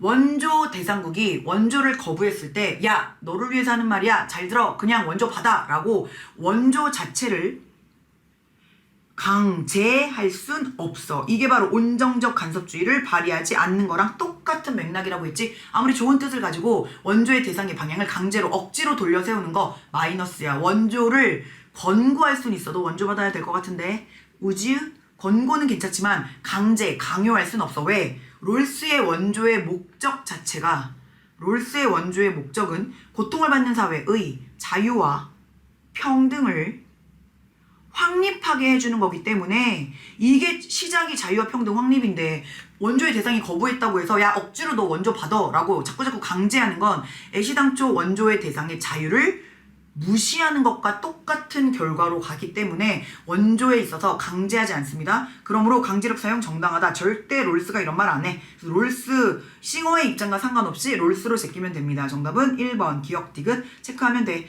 자, 그럼 우리 15번 문제는 정답률이 57%로 역시 공동 5위였네. 자, 가보자. 자, 우리 자연과 윤리 문제네요. 살아있는 식물이나 동물은 인간 존재와 마찬가지로 고유의 선을 가지고 있다. 인동식까지 고유의 선을 가지고 있다라고 얘기하면서 목표를 가지고 있는 센터 오브 뭐예요? 삶의 중심이라고 얘기하는 사람. 센터 오브 더 라이프라고 얘기하는 사람. 그래서 서브젝트 오브 라이프는 레건이었고 삶의 주체. 센터 오브 라이프는 테일러였다. 그래서 테일러 가로 열고 인동식이라고 써주면 실수를 잡을 수 있다. 가로 안에 들어있는 표현이 이들이 인정하는 내재적 가치가 있다라고 인정하는 범위를 여기다 써주는 거지. 자연 중에 생명이 없음에도 아름다운 것에서 파괴하지 마. 그건 인간의 결국에는 자기 자신의 대한 의무와 대치되는 거야, 배치되는 거야 라고 얘기하는 칸트. 간접 의무 얘기하는 칸트. 하지만 직접적 의무의 대상은 인간만이라고 얘기하는 칸트. 삶의 주체 레건 나왔습니다. 인동. 그래서 여기 가로 안에 들어가 있는 내용은 자 빨리 너희들이 써봐. 이거 동의어가 여러 개가 있다고 했지? 선생님이랑 같이 공부했었던 아이들 얘들아 괄호 안에 있는 내용들은 선생님이 이미 용어 정리해줬어. 어디까지 도덕적 고려의 대상이니 이 표현을 가지고 괄호 안에 있는 대상. 테일러는 생명중심주의자니까 인동식까지. 칸트는 인간중심주의자니까 인까지. 레건은 동물중심주의자니까 인동까지라고 얘기하는 거고 다만 동의어가 겁나 많다고요. 이게 어떻게 배웠어 우리? 지존권의 대가 로 외웠지 얘들아. 자 그래서 어디까지 도덕적 지위를 가지고 있니? 어디까지 도덕적 존중의 대상이니? 어디까지 도덕적 권리를 가지고 있니? 어디까지 도덕적 의무가 있니? 어디까지 직접적 의무가 있니? 똑같은 말이고 그 다음 어디까지 도덕적 요즘에 많이 나오는 표현 대우를 해줘야 될까? 어디까지 그 자체로 소중한 내재적 가치가 있는 거니? 내재적 동의어 본래적 가치가 있는 거니? 같은 맥락이라고 했지요. 그래서 선생님이 이거 평가원에서 그동안 나왔던 모든 똑같은 의미를 가지고 있는 단어다라고 하면 표현이다라고 얘기하면서 죄다 정리해줬어 얘들아. 자 그래서 가보자. 자 그럼 여기는 테일러 인동식 위에 썼지만 선생님 좀 확대하려고 다시 한 번만 쓸게. 인동식 칸트 레건 인동이라고 써놓고 가보자. 자 기억입니다. 생명을 지닌 모든 유기체는 도덕적 고려의 대상이 될 수 있다. 얘들아 생명을 지닌 모든 유기체라고 해봤자 선생님이 이거 치환하라고 얘기했지. 유기체는 인동식까지야. 그럼 인동식까지 도덕적 고려의 대상이 있다라고 얘기할 수 있는 거 우리 이미 가로에다가 다 써놓은 내용이잖아. 그러니까 인동식까지 얘기하는 건 테일러만. O, X, X. 기억 잘 들어갔네요. 자, 그 다음 니은 B에 들어가야 돼. 칸트만 얘기해야 되는데 도덕적 행위의 주체들이라고 나오면 인간들 말하는 거고, 인간들끼리 도덕적 지위가 서로 동등하다라고 얘기하는 건 이건 모든 사상가들이 다 알아. 인간들끼리 치환의 도덕적 행위의 주체는 오로지 인간뿐인 건 모든 사상가들이 다 알아. 이게 인간들끼리 도덕적 지위가 동등한 건 모두의 공통점이라고 해서 이 니은 안에 들어가야 되는 겁니다. 니은은 여기 맨 가운데에 들어가야 돼, 얘들아. 맨 가운데에 빨리 넣어. 빨리 이거 벤 다이어그램 이렇게 표시된 곳에만 넣으려고 하지 말고 여기 나머지 부분도 들어갈 수 있어, 얘들아. 그래서 니은은 틀렸고요. 정중앙에 들어가야 돼. 자, 그 다음 디귿 C. 동물학대는 레것만 말해야 되는데 동물의 본래적 가치를 훼손하는 거야. 동물의 본래적 가치가 있는데 그거 훼손하는 거란 말이야. 다시 한번 이 문장이 말이 되려면 적어도 동물한테 본래적 가치가 있다라고 인정하는 사람들만 이런 표현을 쓸 수 있는 거야. 동물학대 하지 마. 동물의 본래적 가치 훼손되잖아. 그럼 이 표현은 누가 못 써? 인간 중심주의만 못 써요. 인간 중심주의만 빼고 다 가능하긴 하지, 얘들아. 자, 그래서 이건 인중 빼고 O, X, O네요. 그러니까 O, X, O니까 D에 들어가야 되네. C가 아니라 D에 들어가야 되고. 자, 그 다음 릴. 도덕적 행위 능력은 오로지 인간만 가지고 있거든. 그런데 이 능력과 무관하게 도덕적 존중을 받아야 하는 존재가 있습니다. 도덕적 존중을 인간이 가지고 있는 능력과 무관하게 받을 수 있는 존재가 있습니다. 라고 이 말이 되려면, 얘들아, 이 문장 자체가 말이 되려면 인간이 가지고 있는 능력만으로 도덕적 존중을 줘서는 안 됩니다. 라고 얘기하는 거니까 이건 인간 중심주의 역시 빼고 다 말할 수 있겠네. 그게 테일러한테는 동식일 거고 그게 레건한테는 동물일 거야. 그래서 역시 O, X, O가 나와야 되니까 D에 잘 들어갔다. 정답은 그래서 기억 리를 체크해야 돼. 그래서 얘들아 지금 요 선지는 형광펜 좀 쳐볼게. 지금 요 선지들 보면 도덕적 고려의 대상, 도덕적 지위, 본래적 가치, 도덕적 존중. 이거 봐. 요 표현은 결국에는 같은 괄호 안에 있는 걸 물어보고 있는 거야. 괄호 안에 있는 대상들을 어디까지 포함시키니? 라고 얘기하는 선생님의 이 꿀팁. 요거를 꼭 기억해줘, 얘들아. 어차피 같은 내용을 묻고 있는 거더라. 정답은 그래서 2번 골랐으면 너무 잘했다. 넘어갈래? 자, 그러면 우리 이제 16번 문제는 정답률이 63%밖에 안 됐네. 가보자. 가불사상가들의 입장에서 서로에게 제기할 수 있는 비판을 그림으로 표현할 때 A, B에 들어갈 내용으로 가장 적절한 것은 질서정연한 사회, 공통된 정의관 얘기하면서 이게 규제받고 있는 사회라면 공공적인 합의가 존재할 겁니다. 라고 얘기하는 공적인 정의관 말하는 롤스고요. 분배에 있어서의 정의의 소유 권리론, 역사성의 원리를 너무나 좋아하는 과거의 상황은 응분에 마땅히 받을 만한 소유 권리나 응분의 자격을 발생시켜 라고 얘기하는 소유 권리론 노직입니다. 자, 그러면 이 둘이 서로가 서로를 지금 비판하고 있는 비판 문제로 나왔네. 앞사람이 롤스, 뒷사람이 노직. 서술어는 간과하다가 나왔으니까 서술어 떼고 앞에 나와 있는 문장이 오로지 앞사람만 얘기하면 정답으로 풀면 돼. A는 오로지 롤스만 얘기해야 정답이야. B, 3, 4, 5번은 오로지 노직만 얘기해야 정답인 거야. 뒷사람이 동의하면 안 돼. A 가보자. 롤스만 말해야 돼. 기본적인 자유는 롤스의 입장에선 1원칙이고 1원칙은 경제적인 이익을 위해 제한되면 돼? 안 돼? 안 돼, 얘들아. 이것도 선생님이 다 말해준 거야. 1원칙이 제한 가능한 경우가 딱 두 가지가 있습니다. 첫 번째, 타인의 자유 침해 시. 두 번째, 더 큰 자유를 위해. 이 두 가지 경우 말고는 그 어떤 것도 안 돼, 얘들아. 그래서 경제적인 이익을 위해 제한될 수 없는 거 너무나 일단 롤스가 맞아. 롤스가 너무 맞지요? 일단 너무 맞는데 중요한 건 노직도 자유지상주의자라서 자유가 최고란 말이야. 그래서 노직도 타인의 자유를 침해하지 않는 이상, 타인에게 피해를 유발하지 않는 이상 나의 자유를 함부로 제한할 수 있다 없다? 없어. 심지어 경제적인 이유를 위해서도 제한할 수 없어. 자유가 최고라서. 노직도 공통입니다. 그래서 안 되는 거고. 자, 그 다음 2번. 도덕적 공적, 도덕적 혹은 공과, 도덕적으로 잘한 거. 도덕적으로 잘한 일에 따라 분배를 시킬게요 라고 얘기하는 거. 일단 요런 표현이 나왔다는 건 실은 노직을 겨냥한 표현이거든. 노직은요 뭐뭐에 따른 분배를 정형적 원리라며 싫어하잖아. 자, 그래서 요 내용은 지금 롤스만 말해야 되는데 노직의 입장에서 생각해보자. 노직이 도덕적 공적에 따른 분배는 도덕적으로 잘한 사람들을 더 많이 주겠다는 거야. 그건 너무나 어쨌든 뭐뭐에 따른 분배니까 정형적인 거 맞고 노직의 입장에서.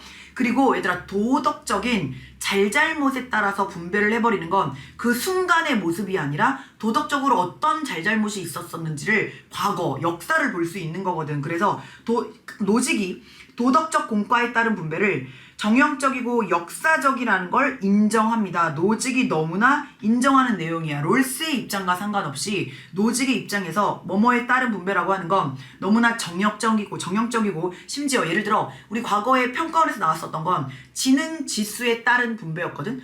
IQ에 따른 분배는 비역사적이면서 정형적인 분배야. 우리 요 선지를 과거 기출, 평가원 기출로 한번 연결해 보자면 노직의 입장에서 평가원에서 지능 지수에 따른 분배 이게 나온 적이 있어. 근데 이 지능 지수에 따른 분배는 노직의 입장에서 당연히 정형적이지. 답이 정해져 있지? 받을 자가 정해져 있지? 지능 지수에 따라서 준다고 했으니까. 그런데 지능 지수는 역사랄 게 없어. IQ에 의해서 바로 분배할 수 있으니까 비역사적인 성격을 가지고 있어. 반면 마찬가지의 원리로 도덕적 공적에 따른 건 역시 뭐뭐에 따른 분배니까 정형적인 건 맞지만 비역사적이라기보단 역사적이야. 도덕적 잘잘못은 과거의 나의 모습을 볼 수 있거든. 그거에 따라서 도덕적 공적을 얘기할 수 있는 거기 때문에 노직이 너무나 오하니까 틀립니다. 그래서 롤스 입장과 상관없이 노직이 동의하는 거라서 안 되는 거야. 자, 그 다음 3번은 오로지 노직만. 천부적인 재능의 분포를 공동, 자산으로 간주하는 사람은 누구? 롤스. 그런데 간주할 수 없다라고 얘기하는 사람은 너무나 노직. 하지만 롤스는 공유 자산이라고 봐야 된다고 얘기하니까 너무나 노직이 얘기할 수 있네. 정답은 3번입니다. 3번이에요. 다시 한번 롤스의 입장에서 롤스야. 천부적인 재능, 마이클 조던의 점프력은 개인의 것. 기억나? 이거 선생님 다 써준 거야. 하지만 천부적 점프력, 재능이 분포가 된 정도는 모든 전 세계의 인구의 점프력을 합쳐서 100이라고 본단 말이야. 근데 그걸 하늘리 로터리 시스템, 천부적인 랜덤 상황이란 말이지요. 운빨이라고요. 하늘의 로터리, 랜덤, 천부적인 운빨에 의해서 그것이 마이클 조던에게는 70 정도가 같고 나머지 사람들에게는 이렇게 쪼개져서 나눠진 거라서 이걸 공유의 것, 공유 자산, 하늘의 추첨 상황이라고 얘기하잖아. 그래서 원래는 100이었는데 하늘의 추첨에 따라서 누군가에겐 많이 가고 누군가에겐 적게 가. 하지만 다 합쳐서 천부적 재능의 분포는 공유 자산이거든. 이걸 얘기하는 게 롤스의 입장이야. 하지만 노직은 이런 말을 안 하니까 정답은 3번 말할 수 있고 4번. 사회의 기본 구조는 사회적인 우연성의 영향을, 사회적인 운빨, 천부적인 추첨 상황에 영향을 경감해야 합니다. 이게 너무나도 롤스 선지지. 이게 너무나 롤스가 알잖아. 그래서 이걸 차등의 원칙, 특히 세금을 따박따박 내는 차등의 원칙으로 조정을 하려고 하지. 이거 너무나 롤스가 알아서 안 되고요. 그 다음 정의에 부합하는 사회적인 불평등. 롤스건 노직이건 둘 다 각자가 이야기하는 각자가 정의의 원칙이 각각 있는 거야. 각자가 말하는 정의의 원칙에 따라 허용할 수 있는 사회적 경제적 불평등이 있습니다. 이건 둘의 공통점입니다.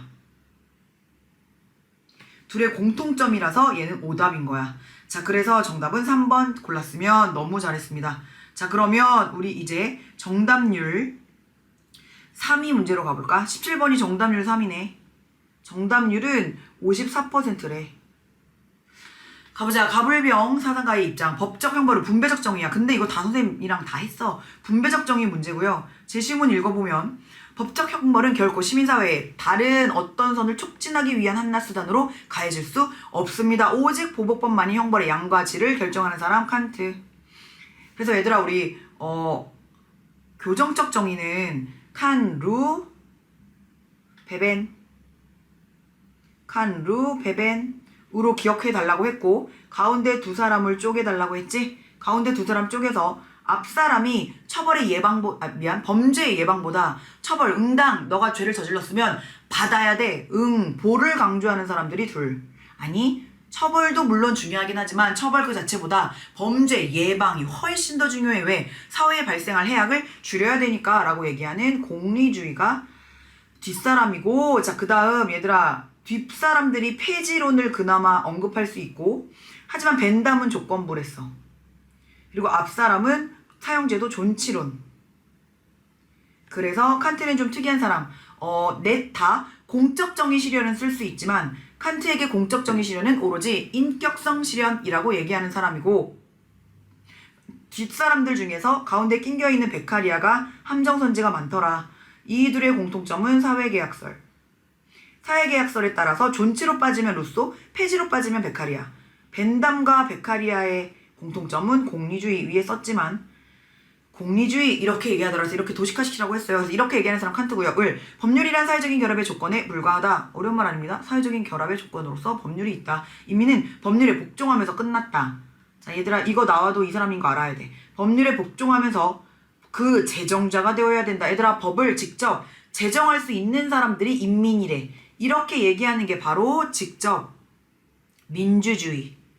얘들아, 우리 사회계약설에서 이미 배웠잖아. 직접 민주주의 이야기하는 사회계약설. 자, 이면서 여기 교정적 정의에 등장하는 사람 누구? 루소. 그래서 살인자는 억울해하지 마. 법률을 위반함으로써 우리의 계약을 파기한 자가 된단 말이야. 그러므로 우리 국가에 대한 공공의 적, 반역자로서 처벌당하는 거야 라고 얘기하는 사람이 루소. 뭉치.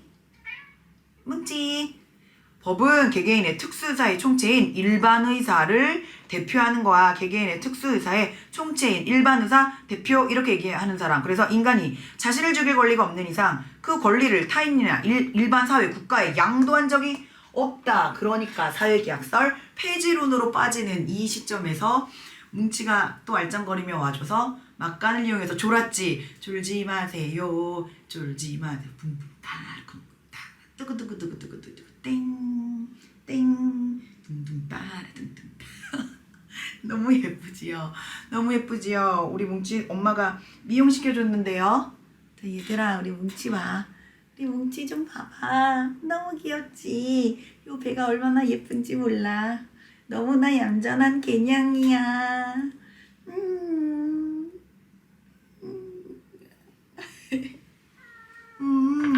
그랬어요. 자, 엄마 너무 중요한 거 얘기하고 있으니까 빨리 봐줘요. 엄마 틀리게 말하는지 안 말하는지 꼭 봐줘요. 자, 간다요. 우리 뭉치 이렇게 있으세요.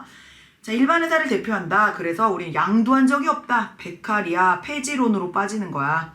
그래서 얘들아, A 순서도 문제네. A는 OXX 세 사람을 다 봐야 되고요. 세 사람 다 봐야 되고, A는 OXX.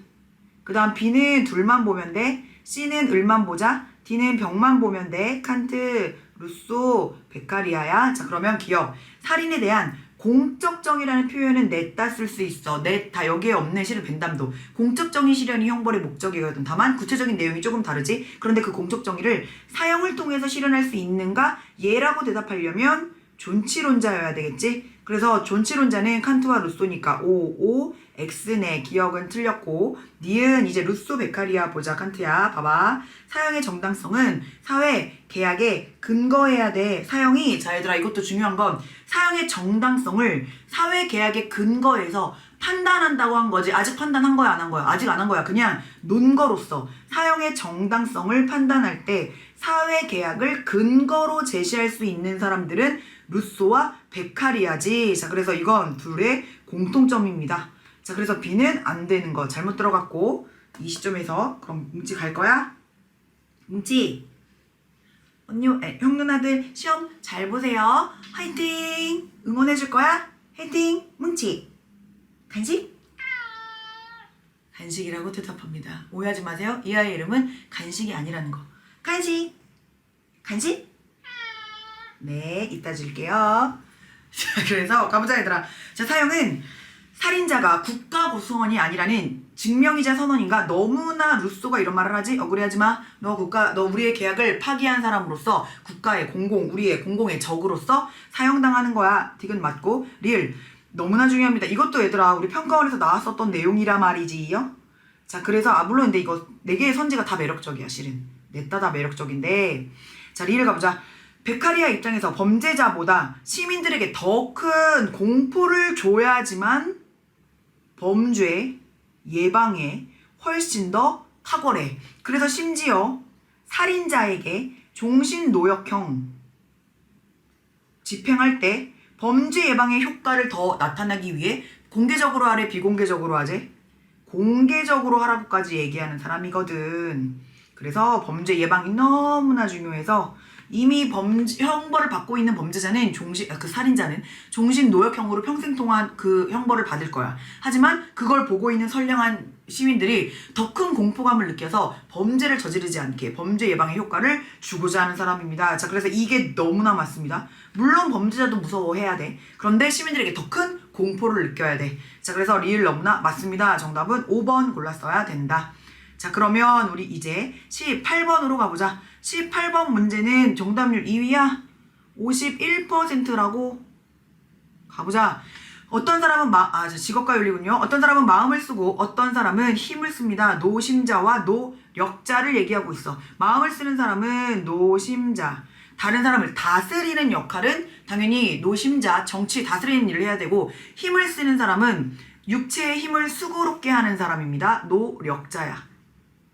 그래서 생산업에 종사해서 다른 사람을 먹여 살리면서 다스림을 받는 겁니다. 다스림을 받게 될 겁니다. 하지만 내가 이 노심자가 대인의 할 일이고요. 이 노력자가 소인의 할 일이 따로 있다라고 이렇게 구분을 한 건 이 둘의 상호 보완을 강조하기 위해서입니다. 임금들도 정치하는 관리자들도 백성들이 없으면 먹임을 받을 수가 없어. 먹고 살 수가 없어. 화려한 수라상에 차려질 수가 없어. 마찬가지로 백성들도 만약에 정치를 잘하는 위에서 다스려주지 못한다면 계속 전쟁이 일어날걸? 농사도 제대로 질 수가 없을 거야. 그러므로 이들의 상호 보완을 강조하고 싶었던 맹자입니다.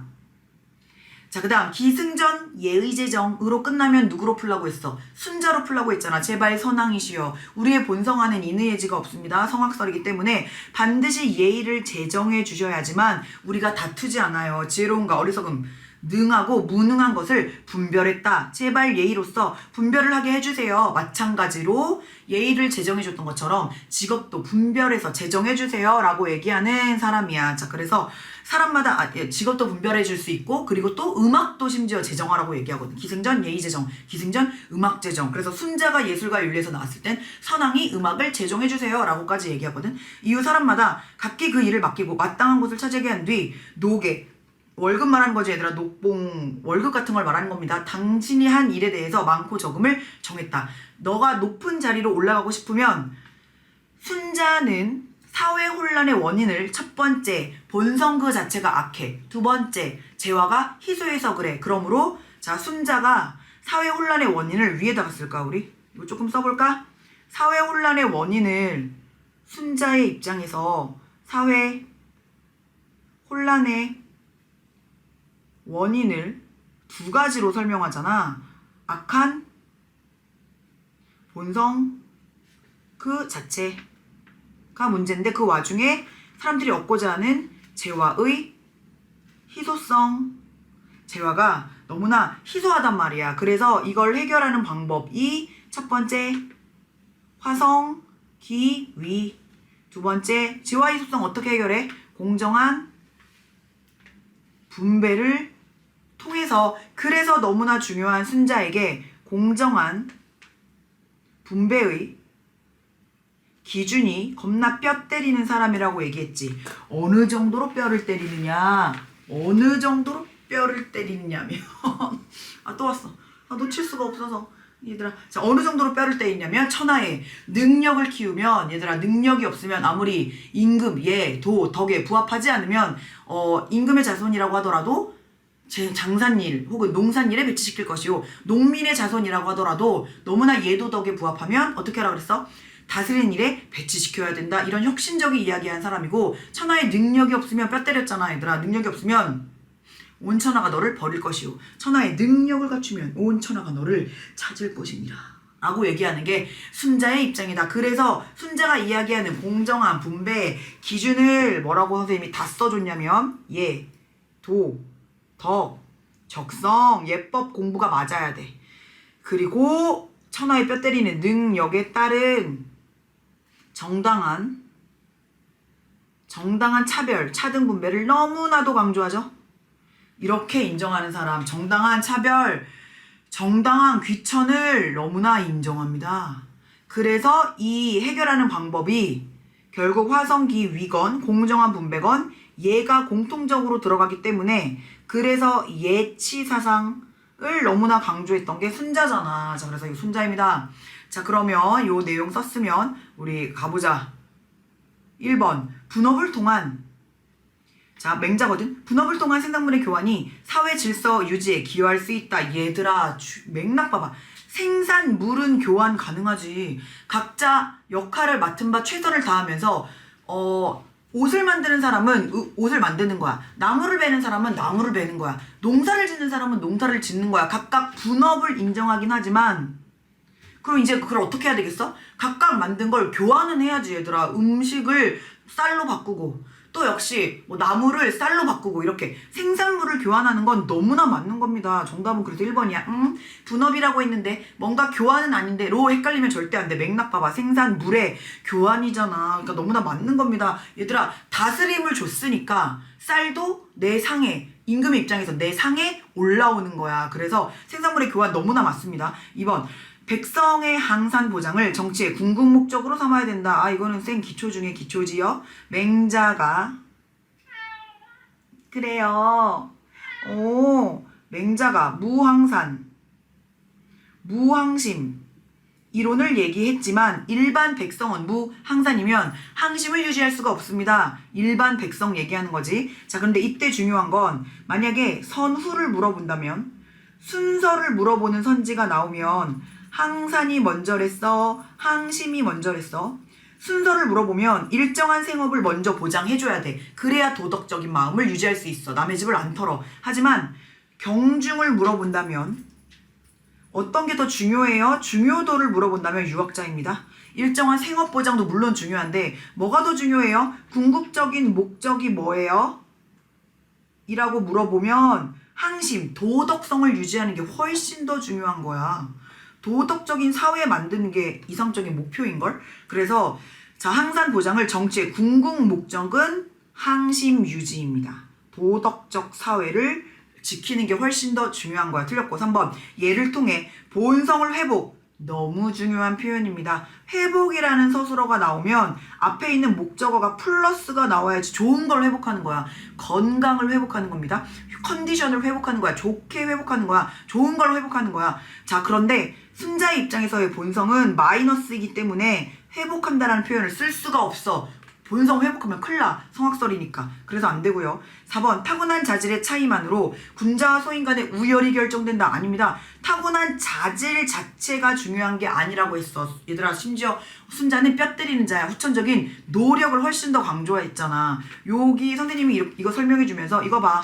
그러므로 순자는 후천적인 노력이 너무나 중요한 거야. 어마무시한 표현까지 심지어 왕의 자식, 사대부의 자손이라고 하더라도 예법, 능력 이런 거 없으면 낮은 자리에 갈 수 있다라고 얘기하는 사람이거든. 그래서 절대 타고난 자질만으로 얘기하진 않습니다. 얘들아. 틀렸고요. 자 그다음 갑과 을은 둘 다 각자의 직분을 능력이 아닌 신분에 따라 아니 여기서 말하는 능력 이미 공자 선생님이 얘기했어. 천하에 능력 있는 자가 나라를 다스린다. 그때의 대표적인 능력이 도덕성이 될 수 있단 말이야. 그러므로 아닌 틀렸습니다. 직분을 신분에 따라 이거 심지어 순자는 되게 싫어한다고 얘기했지요. 둘 다 X. 정답은 1번 골랐으면 너무 잘했다. 19번이 뭐야 정답률 43% 1이라고? 화낸 거 아닙니다. 가볼게요. 자 우리 1위 문제인 19번 문제. 근데 이거 너무 놀랍게도 선생님의 개념의 별 필기에 다 있잖아. 다 써줬잖아. 얘들아 이거 얼마나 선생님 짜릿했는데 국가 간의 영구평화 칸테지요. 대신은 별다른 거 없으니까 그냥 1항 나와 있고요. 공화정책 여야하고 1항 자유로운 연방체제 2항, 세계시민법, 국내법 1항, 국제법 2항, 세계시민법 3항. 지금 옆에 뭔가 움직이지요? 뭉칩니다. 그래서 칸트입니다. 칸트의 영구평화론. 자, 그러면 칸트가 예비 조항에서 상비군이라고 하는 거 조만간 완전히 폐지라고 말하지요. 조만간 완전히 폐지라고 말하는데, 미안해. 이 와중에 우리 뭉치에 미안해. 우리 뭉치에 손톱이 꼈어. 도망갔어. 지금 손톱이. 미안해. 자, 바로 가자. 다시 한번 칸트입니다. 상비군이라고 하는 건 존재만으로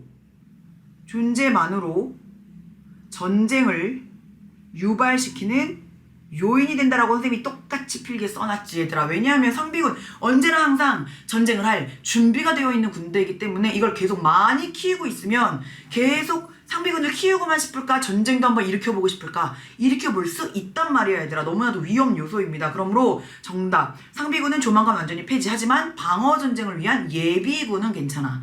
자발적으로 모였고 그 일정 기간에만 모이는 예비군은 괜찮아. 하지만 상비군은 조만간 완전히 폐지. 그래서 이거 전쟁을 유발하는 요인이 됩니다. 너무 맞고요. 쉽게 1번이고요.